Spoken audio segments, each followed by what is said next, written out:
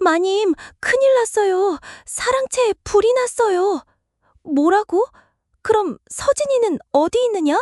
서진 도련님을 사랑채에 있어요.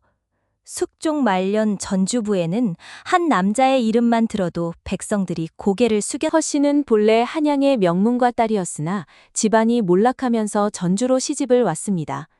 시집을 때 가져온 것이라곤 한보따리의 옷가지와 서책 몇 권뿐이었어요. 그러나 그녀의 머릿속에는 남들이 갖지 못한 것이 있었습니다. 바로 사람을 보는 눈과 집안을 일으킬 치밀한 계산이었죠. 여보, 저 땅을 사두시오. 5년 안에 값이 3배는 오를 것이요. 허씨의 말을 따라 윤대감이 땅을 사들이면 정말로 그 땅값은 치솟았습니다. 저 사람을 곁에 두시오. 훗날 큰 벼슬을 할 인물이요. 그녀가 남들은 하나같이 출세가도를 달렸어요. 사람들은 수근거렸습니다. 윤대감의 복은 허씨 부인 덕이지. 남자는 여자를 잘 만나야 복이 온다더니 딱 저 집을 두고 하는 말이로구만. 허씨는 그 말을 들을 때마다 부채로 얼굴을 가리며 은근히 웃었습니다. 남자는 여자를 잘 만나야 복이 온다.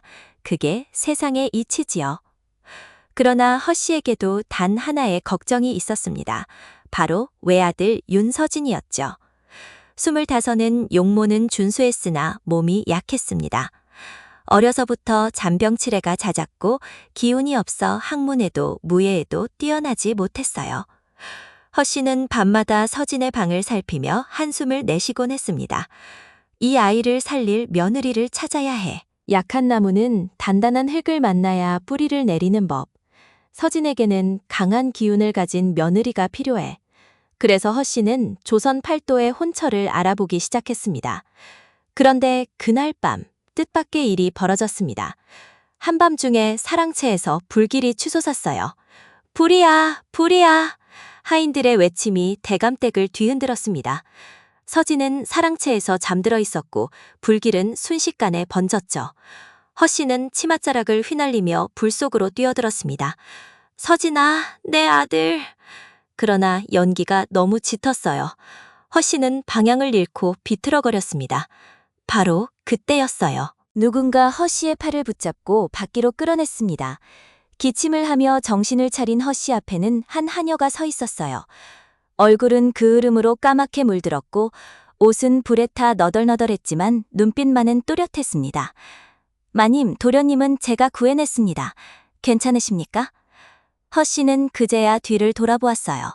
서진이 하인들에게 부축을 받으며 기침을 하고 있었습니다. 네가 누구냐? 연하라 하옵니다, 마님. 그 목소리는 차분했어요. 허씨는 잠시 연하를 바라보았습니다. 키는 작았고 피부는 햇볕에 그을려 거칠었어요. 하지만 이마는 넓고 눈매는 깊었으며 입술은 붉었습니다. 순간 허씨는 묘한 느낌을 받았어요. 이 계집아이 범상치 않구나. 하지만 곧 고개를 저었습니다. 신분이 낮은 계집일 뿐이지 뭘 대단하게.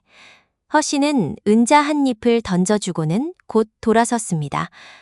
그날 밤의 일은 곧 잊혀졌어요. 하지만 운명의 실은 이미 두 사람을 묶어놓고 있었습니다. 훗날 며느리로 맞이할 여인, 바로 그 사람이 연하였던 거죠.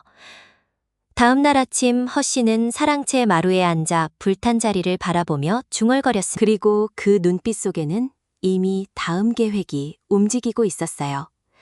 숙종 말년 전주부에는 한 남자의 이름만 들어도 백성들이 고개를 숙였습니다. 윤대감, 그는 전주의 임금이라 불렸죠. 논밭이 천마지기여 쌀에는 곡식이 산더미처럼 쌓여 있었습니다. 기와집 열채가 줄지어 늘어선 대감대 앞을 지나는 사람들은 누구나 한 번쯤 고개를 들어 그 위용을 바라보곤 했어요. 하지만 정작 그 권세의 중심에는 윤대감이 아닌 다른 이도 있었습니다. 바로 허씨 부인이었죠. 허씨는 본래 한양의 명문가 딸이었으나 집안이 몰락하면서 전주로 시집을 왔습니다. 시집을 볼 때 가져온 것이라곤 한보따리의 옷가지와 서책 몇 권뿐이었어요. 그러나 그녀의 머릿속에는 남들이 갖지 못한 것이 있었습니다. 바로 사람을 보는 눈과 집안을 일으킬 치밀한 계산이었죠. 여보, 저 땅을 사두시오. 5년 안에 값이 3배는 오를 것이요.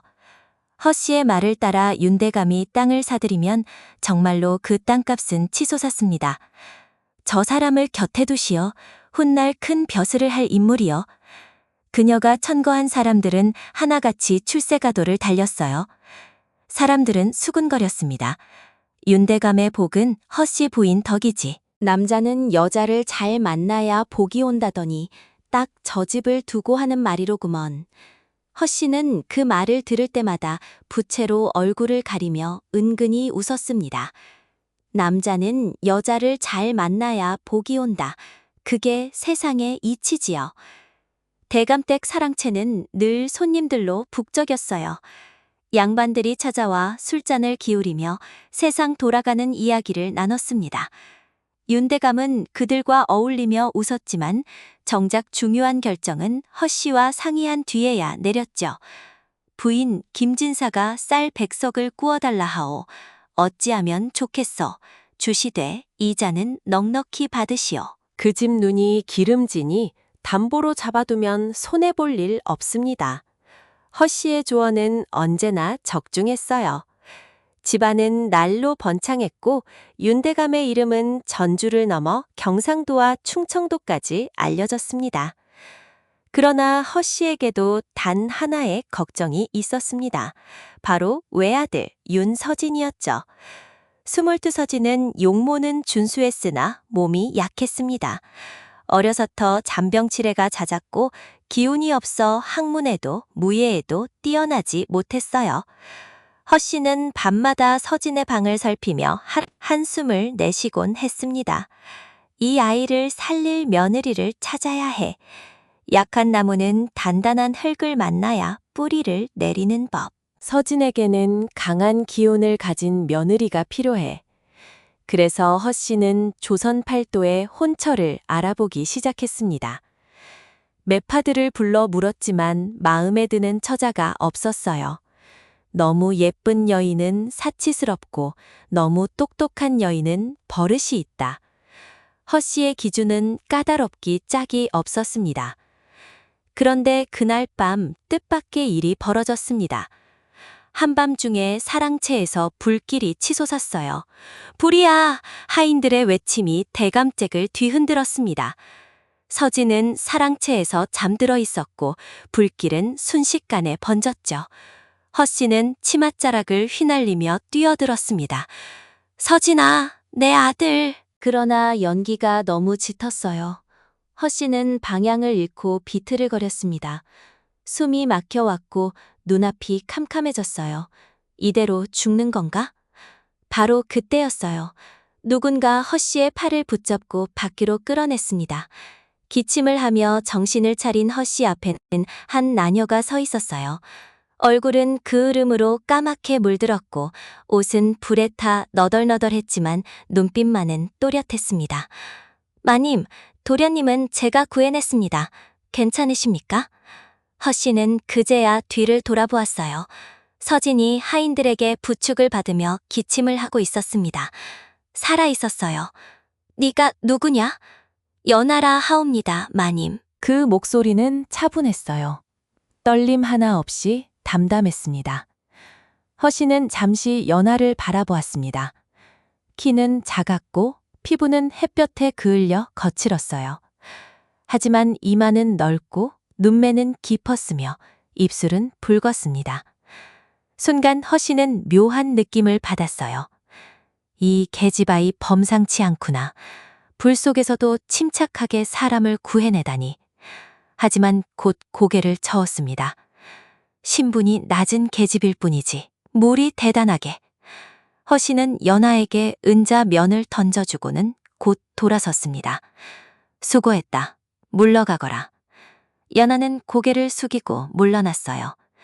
그날 밤의 일은 곧 잊혀졌습니다. 하지만 운명의 실은 이미 두 사람을 묶어놓고 있었어요. 훗날 며느리로 맞이할 여인, 바로 그 사람이 연하였던 거죠.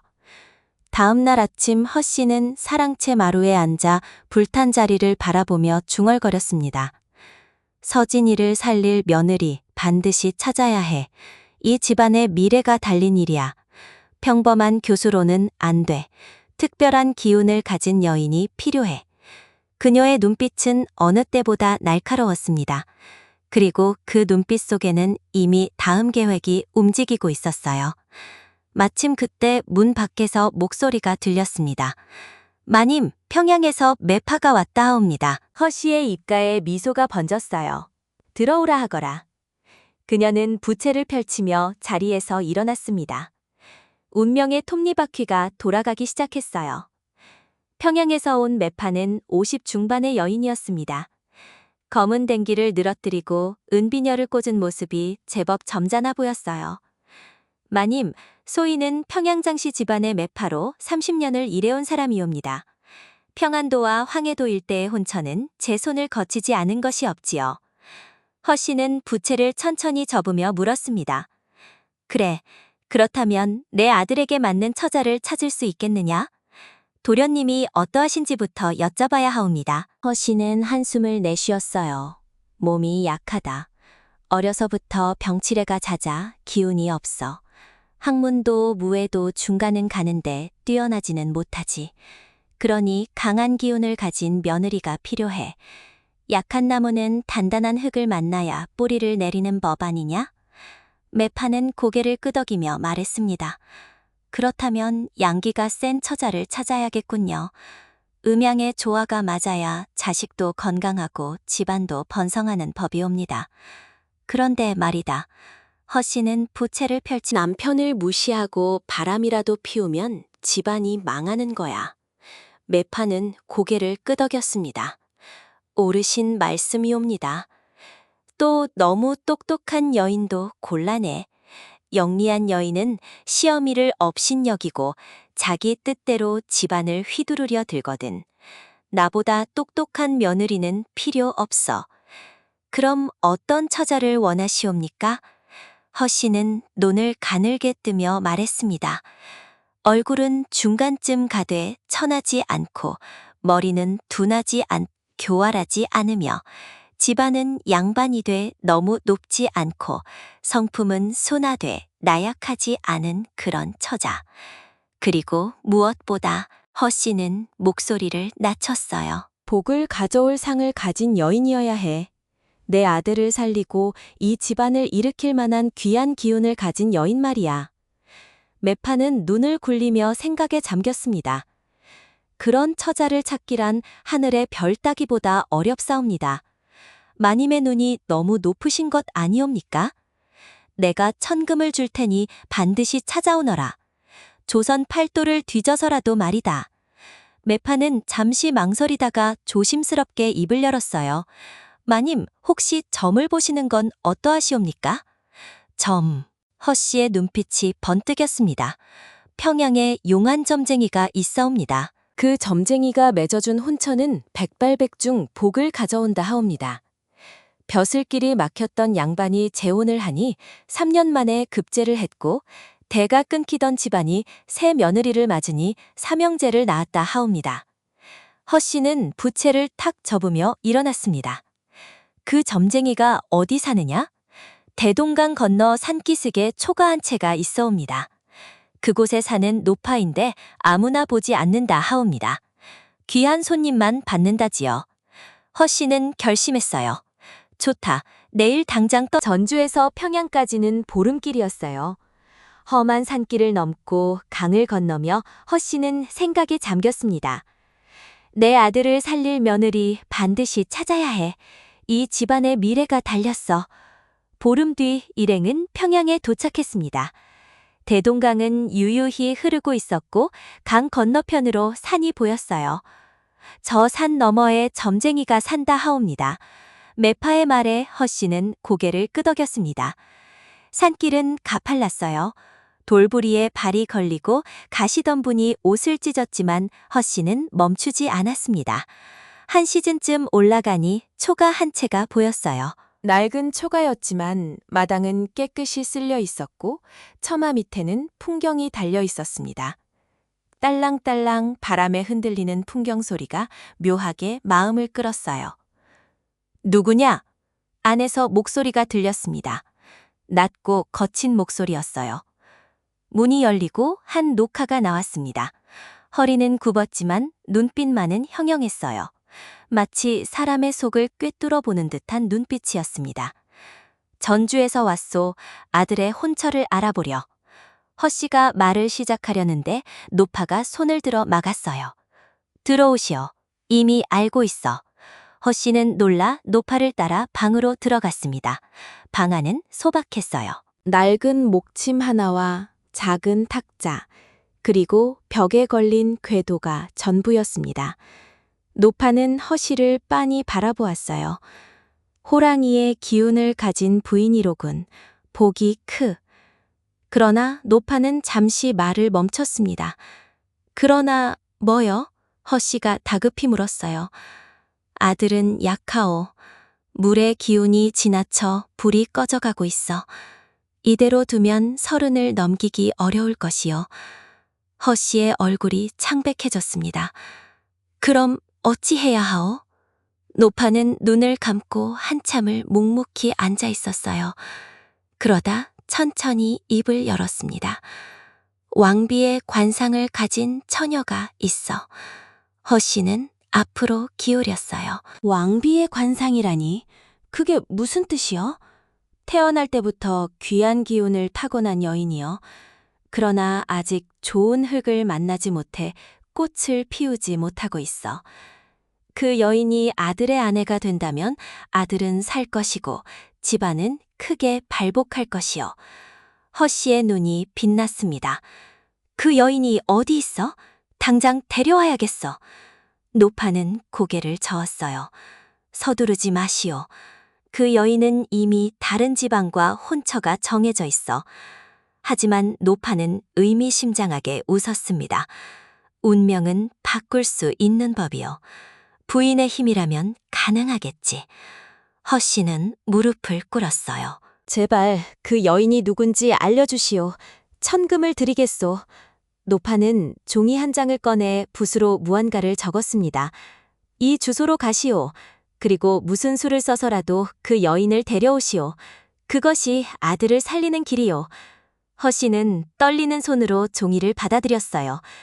거기에는 한 마을의 이름과 성씨가 적혀 있었습니다. 허씨는 그 자리에서 일어나 절을 올렸습니다. 은혜 잊지 않겠소. 반드시 그 여인을 데려오겠소. 그녀의 눈빛은 결연했어요. 이미 마음속으로 계획을 세우고 있었습니다. 다른 집과 약조가 되어 있다 한들 어떠냐? 돈으로 안 되는 게 세상에 어디 있단 말인가? 허씨는 산을 내려왔습니다. 그녀의 손에는 운명을 바꿀 종이 한 장이 쥐어져 있었어요. 허씨가 찾아간 곳은 평안도 변두리의 작은 마을이었습니다. 논밭이 드문드문 보이고 초가집들이 옹기종기 모여있는 가난한 마을이었어요. 여기가 정말 맞는 곳이요. 허씨는 의심스러운 눈으로 주위를 둘러보았습니다. 왕비의 상을 가진 처녀가 이런 곳에 산다니 믿기지 않았어요. 매파가 한 집 앞에 멈춰섰습니다.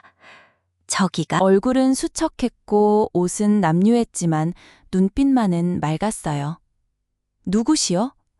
전주에서 온 윤대감댁 부인이요. 귀댁 따님의 혼처건으로 왔어. 박진사의 얼굴이 굳어졌습니다. 이미 우리 딸은 이웃마을 최서방과 혼처가 정해졌어. 허씨는 품에서 은자주머니를 꺼내 내밀었어요. 은전이 부딪히는 소리가 둔탁하게 울렸습니다. 이것이 100냥이요. 최서방에게 주고 약조를 끊으시오. 우리 지방과 혼인을 하면 따님의 앞날이 보장될 것이요. 박진사는 허씨는 다시 은자주머니를 하나 더 꺼냈어요. 200이요. 이 돈이면 빚도 갚고 논밭도 살 수 있을 것이요. 따임을 위해서라도 생각해 보시오. 박진사는 흔들렸습니다. 가난에 찢은 그에게 평생 볼 수 없는 거금이었어요. 하지만 양반의 자존심이 그를 붙들었습니다. 안 돼요. 약속은 약속이요.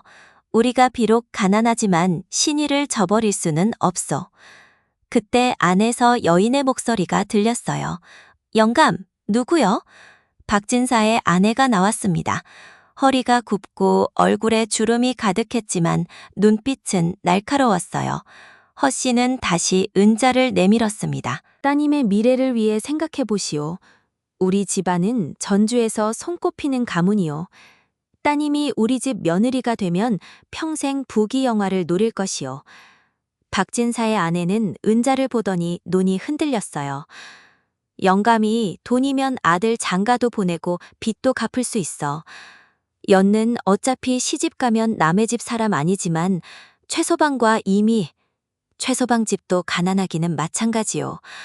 돈 한 푼 없이 혼인해서 우리 딸만 고생시킬 것이오. 차라리 이렇게 부잣집으로 보내는 게 낫지 않소? 박진사는 고민에 빠졌습니다. 양심과 현실 사이에서 갈등했어요. 결국 가난이 그를 굴복시켰습니다. 줬어. 따님을 데려가시오. 하지만 최서방에게 사과하고 위로금을 주는 것은 부인께서 맡아주시오. 허 씨는 만족스럽게 웃었어요. 물론이요. 걱정 마시오. 박진사는 안으로 들어가 딸을 불렀습니다. 연어야, 나오라. 잠시 뒤 한 처녀가 나왔어요. 허 씨는 그녀를 보는 순간 숨을 멈췄습니다. 키는 작았고 피부는 거칠었지만 그 얼굴에는 범상치 않은 기운이 서려 있었어요. 이마는 넓고 눈썹은 짙었으며 눈매는 깊고 또렷했습니다. 코는 오똑했고 입술은 붉었어요. 그리고 무엇보다 그 눈빛, 맑고 깊은 눈빛 속에는 하늘을 담은 듯한 기운이 있었습니다. 점쟁이 말이 맞았구나. 이 처자 정말로 왕비의 상을 가졌어. 허 씨는 속으로 감탄했지만 겉으로는 무심한 척했어요. 연하냐? 예, 마님. 연은 고개를 숙이며 대답했습니다. 목소리는 낮고 차분했어요. 허 씨는 연하를 위아래로 훑어보았습니다. 키가 작구나. 그리고 피부가 너무 거칠러 햇볕에 그을린 게 분명하고. 연은 아무 말 없이 고개를 숙이고 있었어요. 박진사가 끼어들었습니다. 예, 제가 어렸을 때 천자문과 소학을 가르쳐. 허 씨는 생각에 잠겼어요. 그를 아는 여자는 교활해질 수 있었습니다. 하지만 점쟁이의 말을 믿기로 했어요. 왕비의 상을 가진 여인이라 했지. 이 아이가 내 아들을 살릴 거야. 허 씨는 연하에게 물었습니다. 연하야, 너는 전주로 시집가고 싶으냐? 연하는 고개를 들어 허 씨를 바라보았어요. 그 눈빛은 당황스러웠지만 순종적이었습니다. 부모님의 뜻을 따르겠나이다. 최서방과 약조가 되어 있다는데 연하의 눈빛이 흔들렸습니다. 최서방님은 좋은 분이십니다. 하지만 부모님께서 정하시는 대로 하겠나이다. 허 씨는 속으로 웃었어요. 순종적이구나. 좋아. 다루기 쉽겠어? 그럼 오늘 당장 짐을 꾸려라. 매일 아침 일찍 전주로 떠날 것이다. 연은 놀라 아버지를 돌아보았어요. 아버지! 박진사는 고개를 돌렸습니다. 딸의 눈을 마주칠 수 없었어요. 연아야, 이것이 너를 위한 길이다. 전주 대감댁으로 가면 평생 부족함 없이 살 수 있을 것이다. 연 더 이상 말하지 않았어요. 고개를 숙인 채 방으로 들어갔습니다. 그날 밤 연은 작은 보다리에 옷가지 몇 벌을 챙겼어요. 손에는 목엽 모양의 작은 장신구가 들려 있었습니다. 어머니가 돌아가시기 전에 주신 유일한 유품이었어요. 어이, 제가 어디로 가는지 모르겠어요. 하지만 부모님의 뜻이니 따르겠어요. 연은 장신구를 가슴에 품었습니다. 창밖으로 달빛이 흘러들었어요. 저 멀리 이웃마을에 최서방이 살고 있었습니다. 약조를 어기게 되어 미안했지만 어쩔 도리가 없었어요. 최서방님, 죄송합니다. 부디 좋은 인연을 만나시길. 연은 눈물을 삼켰습니다. 다음 날 새벽 허씨 일행은 서둘러 마을을 떠났어요. 연은 가마에 실려 떠나면서 뒤를 돌아보았습니다. 아버지와 어머니가 대문 앞에 서서 손을 흔들고 있었어요. 연은 눈물을 참으며 고개를 숙였습니다. 가마 안은 좁고 답답했어요. 흔들리는 가마 속에서 연은 생각했습니다. 전주, 낯선 곳이야. 거기서 나는 어떻게 살게 될까? 왕비의 상이라니 점쟁이가 무슨 말을 한 걸까? 하지만 연은 몰랐습니다. 자신을 기다리는 것이 얼마나 가혹한 시련인지를, 그리고 그 시련을 이겨내고 진짜 왕비처럼 빛나게 될 것이라는 사실도. 보름길을 달려 마침내 전주에 도착했습니다. 연은 가마 안에서 밖을 내다보았어요. 높은 기와집들이 줄지어 서 있었고 거리는 비단 옷을 입은 사람들로. 우리 마을과는 정말 다르네. 가마가 멈췄어요. 대감 대문 앞이었습니다. 문은 어찌나 크고 높던지 하늘을 찌를 듯했어요. 신부 행차왔소. 하인들의 외침이 울려 퍼졌습니다. 대문이 활짝 열리고 사람들이 우르르 쏟아져 나왔어요. 북소리와 피리 소리가 요란하게 울렸습니다. 혼례날이었어요. 허씨는 최서방 집에 위로금을 주고 서둘러 혼례를 치렀습니다. 약조를 어긴 것에 대한 소문이 퍼지기 전에 일을 끝내려 한 거죠. 연은 붉은 치마 저고리를 입고 족도리를 썼어요. 얼굴에는 연지곤을 찍었지만 떨림을 감추지 못했습니다. 이렇게 갑자기 최서방님께도 제대로 인사 한번 못 드리고 하객들이 모여들기 시작했어요. 전주의 양반들과 부자들이 너나 할 것 없이 찾아왔습니다. 윤대감의 외아들 홀려였으니까요. 드디어 서진이가 장가를 드는구먼. 그런데 신부가 어느 집 교수인가? 평안도에서 왔다던데. 점쟁이가 찍어준 처자라 하더군. 사람들은 수군거리며 신부를 기다렸습니다. 드디어 가문이 열렸어요. 연하가 하인의 부축을 받으며 내려왔습니다. 그 순간 마당에 모인 사람들이 일제히 숨을 죽였어요. 그리고 저게 신부란 말인가? 세상에 키가 저렇게 작다니. 피부도 너무 거칠지 않은가? 햇볕에 그을리. 하지만 안색은 창백했고 걸음걸이는 힘이 없었습니다. 서진은 신부를 보았어요. 족들이 아래로 드러난 얼굴은 작고 까무잡잡했습니다. 그는 실망했지만 내색하지 않았어요. 어머니가 정하신 일이니 따를 수밖에. 혼례가 끝나고 신부는 안채로 들어갔습니다. 시어머니 허씨가 방에 들어오더니 차갑게 말했어요. 연하, 죄송하옵니다, 어머님. 죄송하긴. 이미 혼례를 치렀으니 어쩔 도리가 없다. 하지만 명심해라. 내가 이 집에서 살아남으려면 내 아들에게 아들을 낳아야 한다. 그것만이 내가 여기 있을 이유다. 예. 허씨는 방을 나가며 중얼거렸어요. 점쟁이한테 속았어. 왕비의 상이라니. 겨우 처작거리 계집의 수준이잖아. 저도 최선을 다하겠나이다. 서진은 더 말없이 등을 돌렸어요. 그날 밤 두 사람 사이에는 벽이 있었습니다. 다음 날부터 연화의 고된 시집살이가 시작되었어요. 동이 트기도 전에 일어나 마당을 쓸어야 했습니다. 부엌에서 불을 지이고 밥을 짓고 빨래를 했어요. 허씨는 연하가 하는 모든 일에 트집을 잡았습니다. 이게 무슨 밥이냐? 물이 너무 많아서 질척거리잖아. 빨래를 이따위로 하면 어떡하니? 얼룩이 그대로 남아있잖아. 마당에 낙엽이 하나라도 있으면 안 된다고 했지.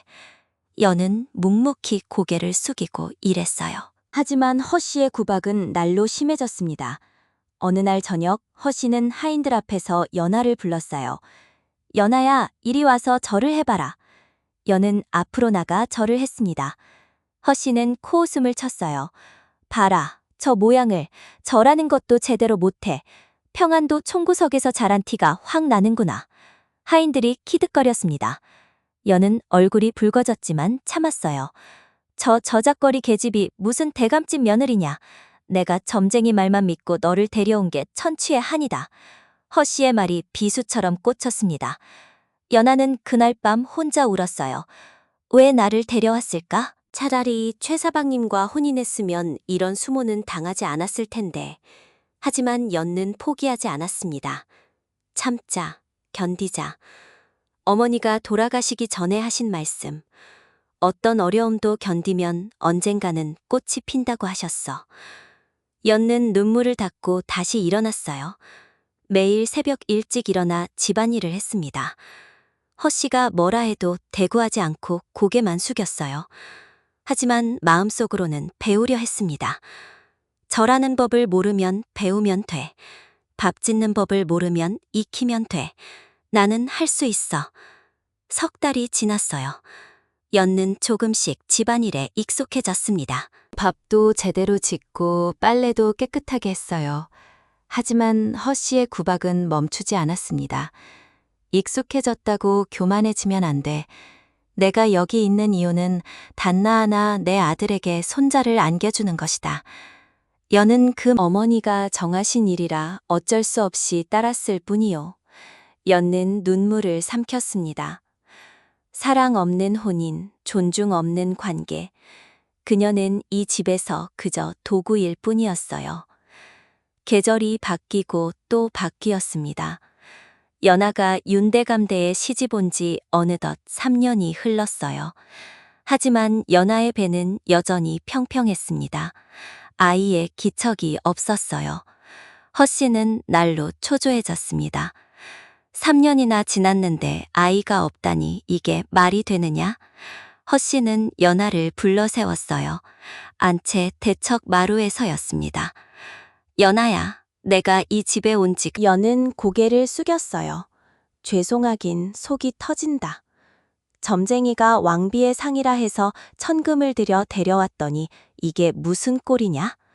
허씨는 부채로 탁자를 내리쳤습니다. 탁 소리가 울려 퍼졌어요. 제가 최선을 다하고 있사옵니다. 최선? 최선을 다한다는 게 저꼴이냐? 밤마다 도련님께 잘 보이려 애쓰기나 하느냐? 연은 얼굴이 붉어졌어요. 서진이 자신을 외면하는 것은 말할 수 없었습니다. 그건 남편의 체면을 깎아내리는 일이었으니까요. 허씨는 연아를 위아래로 훑어보았습니다. 역시 총구석 계집이라 그래. 남자의 마음을 사로잡을 줄도 모르고 이러니 아들이 내게 정을 주지 않는 거지. 어머님, 말대꾸하지 마라.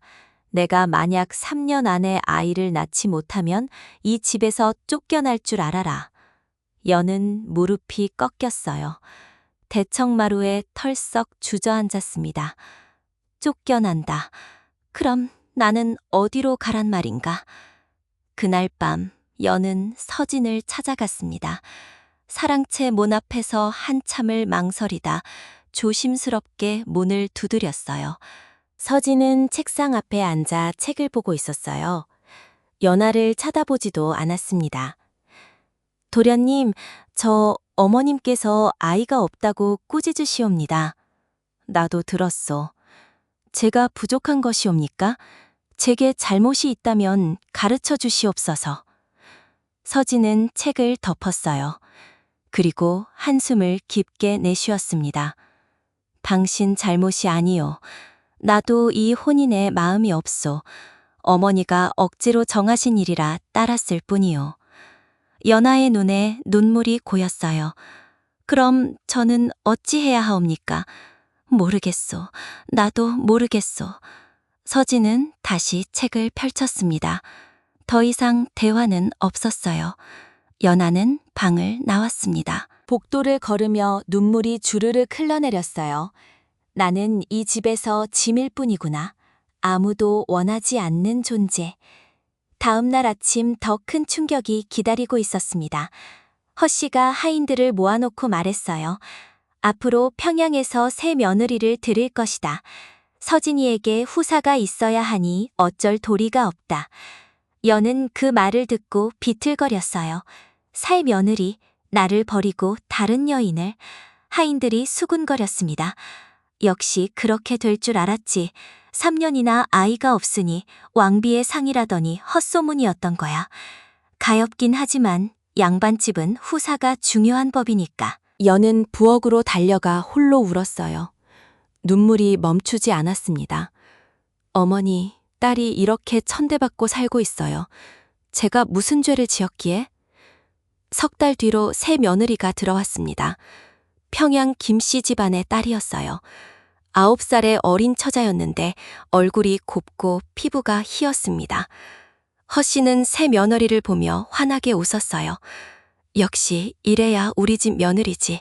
곱고 귀하게 장은 좁고 어두웠으며 겨울바람이 창으로 들어왔습니다.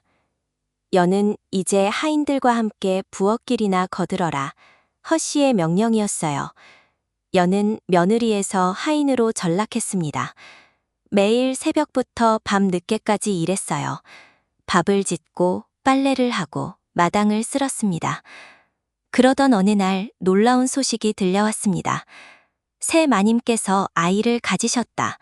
하인들이 환호성을 질렀어요. 허 씨는 좋은 음식을 해주고 비단 옷을 해주었어요. 반면 여는 더욱 천대받았습니다. 연아야, 새마님 수발이나 제대로 들어라. 그것이 내가 이 집에 있을 유일한 이유다. 여는 김씨의 방을 드나들며 시중을 들었어요. 차를 끓여주고 발을 주물러 주었습니다. 김씨는 연아를 내려다보며 말했어요. 언니는 참 불쌍해요. 3년이나 있었는데 아이도 못 낳고. 무슨 말이요? 벌써 3년이나 아이가 없었소. 이제 새 며느리가 아이를 낳으면 연는 쓸모가 없소. 입만 축낼 뿐이요. 윤대감은 고개를 끄덕였습니다. 부인 뜻대로 하시오. 집안일은 부인이 알아서 하는 게 좋소. 허 씨는 만족스럽게 웃었어요. 운명의 날이 다가오고 있었습니다. 그의 겨울은 유난히 추웠습니다. 하늘에서는 눈이 쉴 새 없이 내렸고 바람은 뼈를 내는 듯 매서웠어요. 연는 부엌에서 불을 지피며 떨고 있었습니다. 손은 동상으로 부어올랐고 얼굴은 거칠게 텄어요. 새 며느리 김씨가 아들을 낳았습니다. 대감댁은 순식간에 잔치 분위기로 바뀌었어요. 북소리가 울려 퍼지고 하인들이 웃으며 떡을 나눠 먹었습니다. 도련님께서 드디어 아들을 보셨다. 어대를 이을 손자가 태어났구만. 허 씨는 기쁨에 겨워 손자를 품에 안았어요. 주름진 얼굴에 환한 미소가 번졌습니다. 내 손자, 내 귀한 손자야. 윤대감도 기뻐하며 마을 사람들에게 쌀과 돈을 나눠주었어요. 대감댁 대문 앞에는 축하객들이 줄을 이었습니다. 여는 부엌 구석에 웅크리고 앉아 그 소리를 들었어요. 가슴이 먹먹했습니다. 나도 아이를 낳고 싶었는데 눈물이 주루 흘러내렸어요. 하지만 밖을 새도 없이 허 씨가 부엌으로 들어왔습니다. 연아야, 이리 나와라. 여는 후들거리는 다리로 일어났어요. 허 씨의 얼굴은 차갑게 굳어 있었습니다. 마님, 너도 들었겠지? 새 며느리가 아들을 낳았다. 예, 축하드리옵니다. 허 씨는 코웃음을 쳤어요. 축하는 무슨 축하냐? 내가 3년 동안 하지 못한 일을 김 씨는 1년 만에 해냈다. 오늘 당장 나가야 한다. 연는 깜짝 놀라 고개를 들었어요. 마마님, 제가 잘못했나이다. 한 번만 더 기회를 주십시오. 기회는 3년이나 주었다. 이제 끝이다. 이 집에는 며느리가 둘이나 필요 없다. 아들을 낳은 김 씨만 있으면 된다. 마님, 제발요. 제가 어디로 가란 말씀이십니까? 친정도 멀고 의지할 것도 없사옵니다. 연는 무릎을 꿇고 애원했어요. 하지만 허 씨는 냉정했습니다. 그건 내 일이다. 내가 알아서 살 길을 찾아라.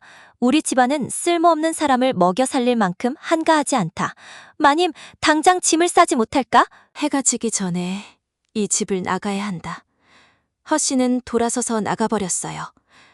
여는 그 자리에 주저앉아 흐느습니다. 나를 쫓아내다니 이럴 수가. 하인들이 수근거렸습니다. 결국 쫓겨나는구나. 그의 얼굴도 창백했습니다. 연아, 도련님. 연은 눈물을 훔치며 고개를 숙였어요. 서진은 한참을 말없이 서 있다가 입을 열었습니다. 내가 어머니를 설득했지만 소용이 없었소. 괜찮사옵니다. 제가 부족해서 그런 것이옵니다. 당신 잘못이 아니요. 나도 남편으로서 역할을 못했소. 그리고 좋은 인연을 만나기를. 서진은 더 말하지 못하고 돌아섰습니다. 그의 등이 문 밖으로 사라졌어요. 연는 보다리를 메고 대문으로 향했습니다. 마당에는 하인들이 모여서서 그녀를 바라보았어요. 누구도 말을 걸지 않았습니다. 허씨는 안채 처마 밑에 서서 팔짱을 끼고 있었어요. 잘 가거라. 다시는 이 집 문턱을 밟지 마라.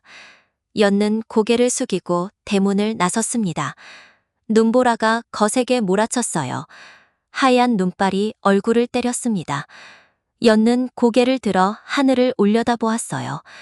하늘님, 제 인생은 일이 끈입니까? 발걸음을 때렸는데 다리에 힘이 없었어요. 추위와 슬픔과 절망이 한꺼번에 몰려왔습니다. 연은 비틀을거렸어요.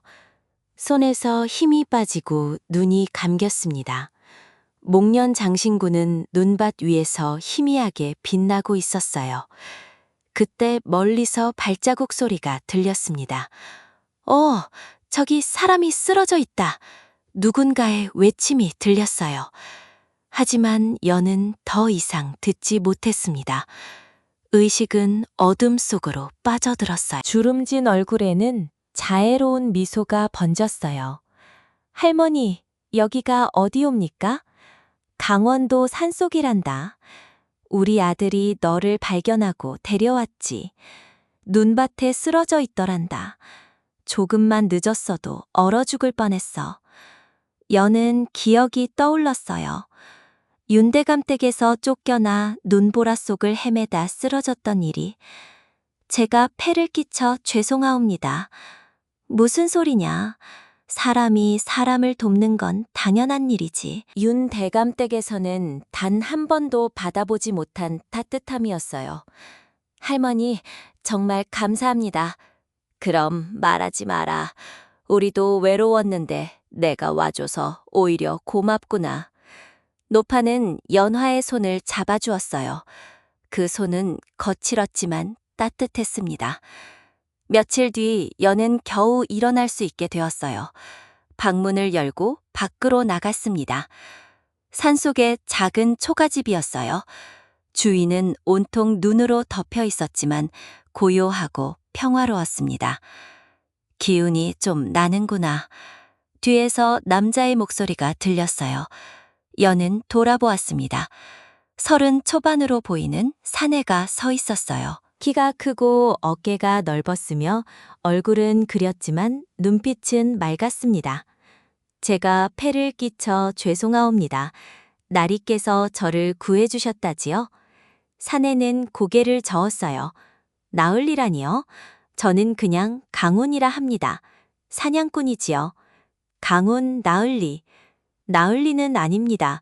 그냥 운이라 부르십시오. 강운은 수줍게 웃었어요. 말수는 적었지만 미소는 따뜻했습니다. 노파가 나왔어요. 운아, 연호한테 나무 패는 법 좀 가르쳐 주렴. 이 아이도 이제 기혼이 났으니 일을 해야지. 예, 어머니. 그날부터 연은이 산속 초가에서 살기 시작했습니다. 처음에는 몸도 약하고 산이 낯설러 힘들었어요. 하지만 노파와 강우는 연아를 친딸처럼 대해주었습니다. 연아야, 물 길러갈 때는 조심해야 한다. 길이 미끄러우니까. 나무를 팔 때는 이렇게 도끼를 잡아야 해. 힘을 덜 들이고도 잘 팔 수 있지. 강우는 말수는 적었지만 연아에게 산생활의 모든 것을 가르쳐 주었어요. 나무 패는 법, 물 깃는 법, 산나물 캐는 법, 연은 하나하나 배워나갔습니다. 윤대감에서 천대받으며 살던 것과는 달리 이곳에서는 누구도 그녀를 무시하지 않았어요. 노파는 연아를 친딸처럼 아꼈습니다. 연아야, 추운데 이 속옷을 입어라. 내가 어젯밤에 꿰단다. 할머니, 제가 어찌 이런 귀한 옷을... 귀하긴 뭐가 귀하냐. 헌옷에 소문 것뿐인데 내가 감기 들까다 그러는 거다. 연아는 눈물이 났어요. 윤대감대에서는 단 한 번도 받아보지 못한 사랑이었습니다. 겨울이 지나고 봄이 왔어요. 산에는 꽃이 피기 시작했습니다. 연아는 노파와 함께 산나무를 캐러 다녔어요. 할머니, 이게 고사리인가요? 그렇단다. 삶아서 말리면 겨울 양식이 되지. 너도 이제 제법 알아보는구나.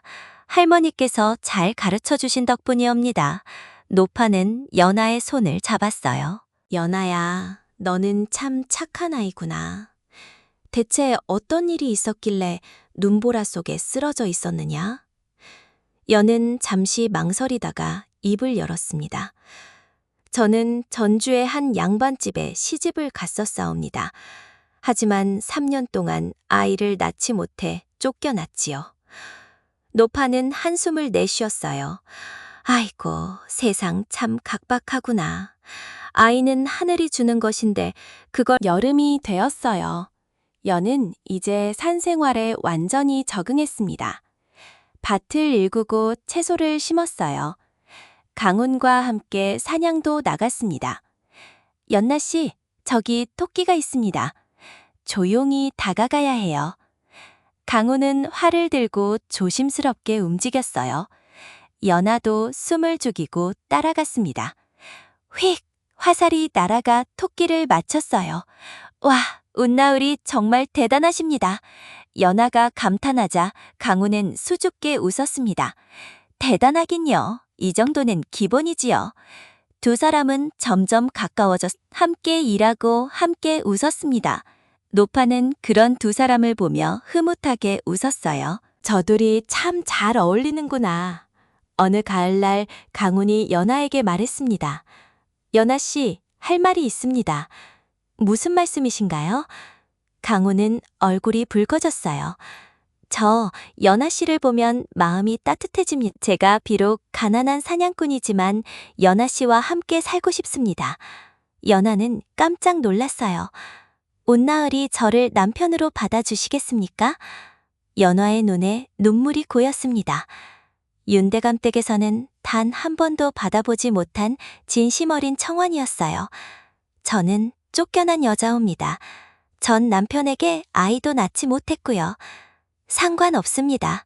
과거는 과거일 뿐입니다. 지금의 연아 씨가 좋습니다. 강훈은 연아의 손을 잡았어요. 그 손은 따뜻했습니다. 연은 끄덕였습니다. 예, 나으리와 함께하겠나이다. 노파는 두 사람을 보며 기뻐 어쩔 줄 몰랐어요. 아이고, 우리 온이가 장가를 가는구나. 내가 며느리를 얻는구나. 그해 가을 소박한 혼례가 치러졌습니다. 화려한 잔치는 없었지만 진심이 가득했어요. 연은 생각했습니다. 이곳이 내 진짜 집이구나. 나를 진심으로 사랑해주는 사람들이 있는 곳. 혼례를 올린 후 연아와 강훈은 행복한 나날을 보냈습니다. 산속의 작은 초가에서 셋이 함께 살아가는 삶은 가난했지만 따뜻했어요. 어느 날 저녁 노파가 기침을 하며 말했습니다. 운아, 연아야, 내 소원이 하나 있다. 무슨 소원이신가요, 어머니? 온 나으리 제가 가르쳐 드릴 수 있사옵니다. 당신이 강훈이 놀라 연아를 바라보았습니다. 예, 제가 어렸을 때 아버지께서 천자문과 소학을 가르쳐 주셨사옵니다. 많이는 모르지만 기본은 가르쳐 드릴 수 있을 것 같습니다. 노파는 기뻐하며 손을 쳤어요.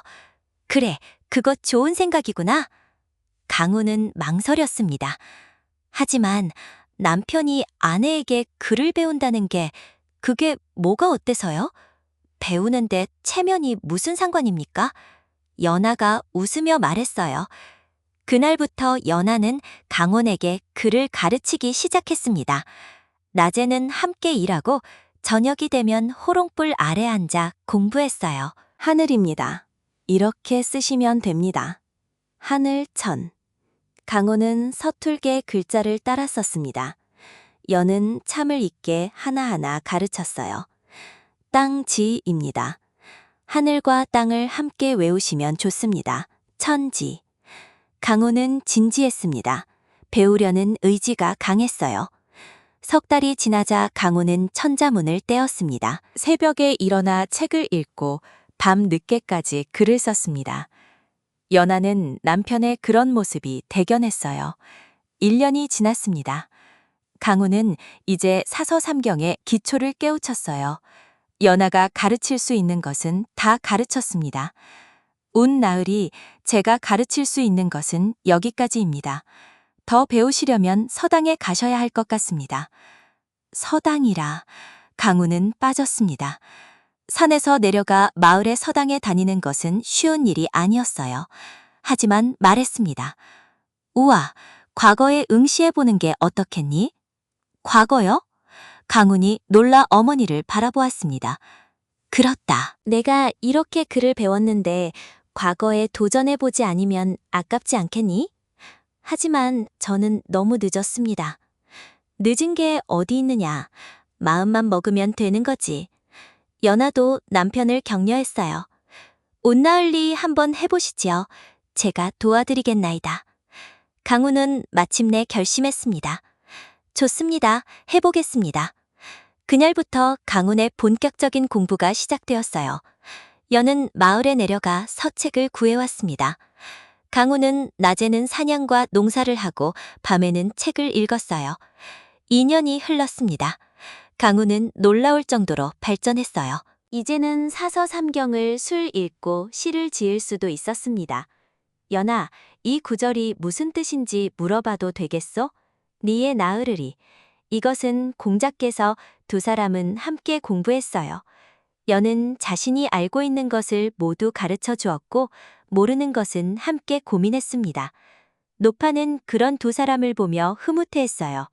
저 둘은 참 잘 만났구나. 서로를 높여주고 함께 자라는구나. 드디어 과거 시험날이 다가왔습니다. 강우는 떨리는 마음으로 길을 나섰어요. 연은 대문 앞에서 손을 흔들었습니다. 나으리 꼭 합격하실 거예요. 제가 믿습니다. 며칠 뒤 놀라운 소식이 들려왔습니다.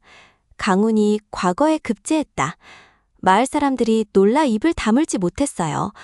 저 산속에 사는 사냥에 과거에 붙었다고 아내가 가르쳤다던데 정말 신기한 일이야. 소문은 순식간에 퍼져나갔습니다. 강원도를 넘어 경상도와 충청도까지 알려졌어요. 그를 모르던 남편을 가르쳐 과거에 급제시킨 여인이 있다더라. 그 여인이 누구냐? 연아라는 이름인데 예전에 전주 윤대감 댁에서 쫓겨난 여자라더군.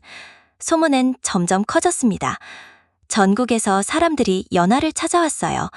저희 아들도 좀 가르쳐 주십시오. 제 남편이 과거를 준비하는데 도와주실 수 있습니까? 연는 정중히 거절했습니다. 저는 그저 남편을 도왔을 뿐이옵니다.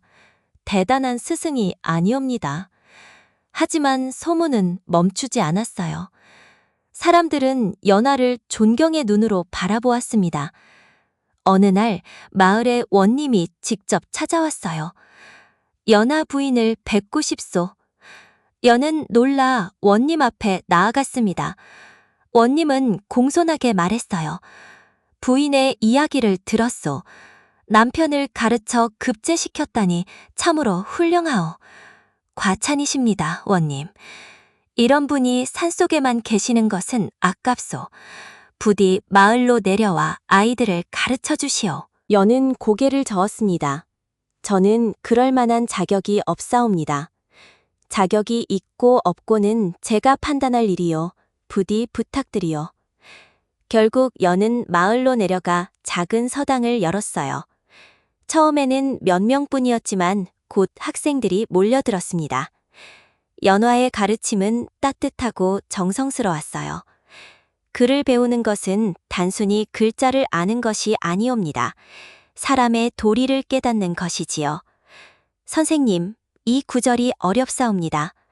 천천히 생각해보렴. 급할 것 없단다. 학생들은 연화를 따랐습니다. 그녀의 서당에서 배운 학생들이 하나 둘 과거에 급제하기 시작했어요. 소문은 더욱 커졌습니다. 연화 선생 밑에서 배우면 과거에 붙는다더라. 그 선생이 바로 왕비의 상을 가진 여인이라던데 그 소문은 마침내 전주까지 퍼졌습니다. 윤대감대 허씨의 귀에도 들어왔어요.